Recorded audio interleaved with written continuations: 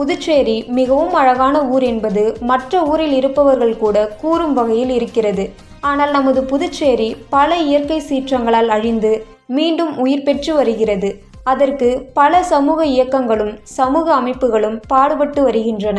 இந்நிலையில் புதிதாக கட்டப்படும் ஹோட்டல்கள் மற்றும் நிறுவனங்களின் எதிரே உள்ள மரங்கள் வெட்டப்படுகின்றன. இதனை தடுக்க சமூக ஆர்வலர்களும் சமூக இயக்கங்களும் முற்பட்டால் அதிகாரத்தில் உள்ளவர்கள் அவர்களை தடுக்கின்றனர். இதேபோல் காமராஜர் நகர் தொகுதியில் 45 அடி சாலையில் உள்ள ஒரு தனியார் ஹோட்டல் எதிரே உள்ள மரங்கள் முதலில் கிளைகள் வெட்டப்பட்டன. பின்பு சிறிது நாள் கழித்து மீண்டும் அந்த மரத்தையே வெட்டியுள்ளனர். இதை ஊர் பொதுமக்களும் சமூக ஆர்வலர்களும் தலையிட்டு கேட்டபொழுது சரியான பதில் எதுவும் கிடைக்கவில்லை.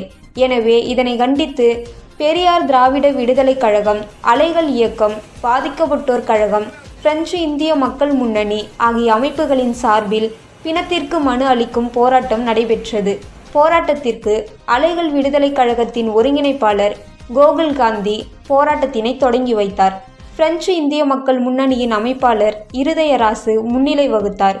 போராட்டத்தில் தி.க. செல்வராசு, ஆசை தம்பி, வீரராகு, பிரபு, வேல்முருகன், அந்தோணி, சதீஷ், விக்கி, செல்வம், விஜுவிக்கி மற்றும் சமூக சேவகர்கள், சமூக அமைப்பினர் கலந்து கொண்டு வனத்துறை முன் பிணத்திற்கு மனு கொடுத்து தனது எதிர்ப்பினை தெரிவித்தனர்.